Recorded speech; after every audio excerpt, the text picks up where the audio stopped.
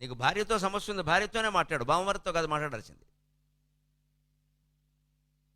అంటే నువ్వు భార్యతో నీకు సమస్య ఉంది, మామగారి గురించి అనక ఇంకా ఆయన ఇచ్చాడు బాగానే ఉంది పిల్లల్ని, బావమరిదిని వాళ్ళ అమ్మగారిని లేదా వీళ్ళు ఎలాంటి వాళ్ళని కట్టారు, అలాంటి వాళ్ళని పెంచారు, వాళ్ళేం పెంచుతారు కావాలని.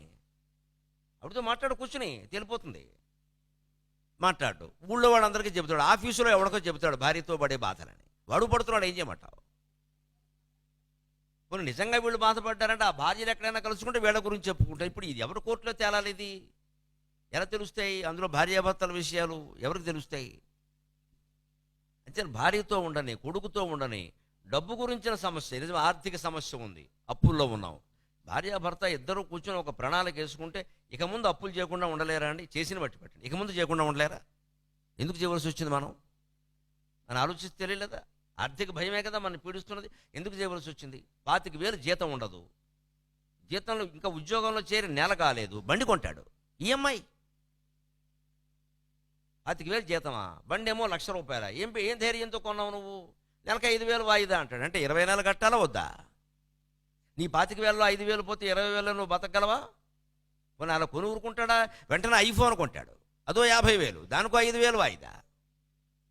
ఇప్పుడు మొత్తం 25,000 25,000 ఫోన్లో 15,000 నీకు వాయిదాలకు పోయిన తర్వాత నీకు 10,000 దేనికి పనికొస్తుంది?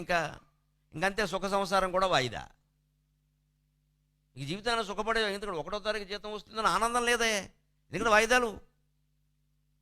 ఆ ఆనందం ఎప్పుడైతే లేదో తలనొప్పి పెరిగిందో, ఆందోళన పెరిగిందో, ఉద్యోగం చేయడంలో శ్రద్ధ తగ్గిపోతుంది.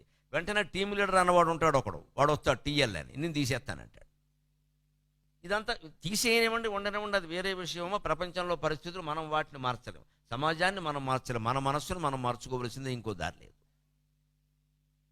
అటువంటిప్పుడు మనం చేయాల్సింది ఏమిటి? కూర్చుని, ఇదిగో ఇంత సొమ్ము ఉంది మనకి, ఇంతలో మనం బతకాలంటే 25,000 30,000 ఏదైనా కానీ మనం దాంట్లోనే మన జీవితానికి ప్రణాళిక వేసుకోవాలి.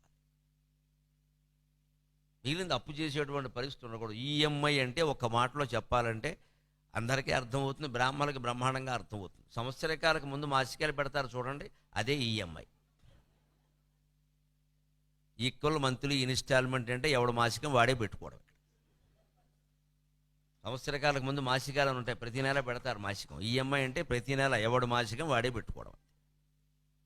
ఈ మాసికాల్లో మళ్ళీ త్రైపాక్షికం అని ఒకటి ఉంటుంది మన ప్రాణానికి. 15 రోజులకు మళ్ళీ 3 పక్షాలు కాగానే 45 రోజులు కూడా పెట్టాలి. మళ్ళీ 6 నెలలకు ముందు ఒకటి వస్తుంది, ఓన షాణ్మాసికం అని, మళ్ళీ అది ఒకటి అదనపు తగ్గినం. ఇవన్నీ ఖర్చులేనే కాదా?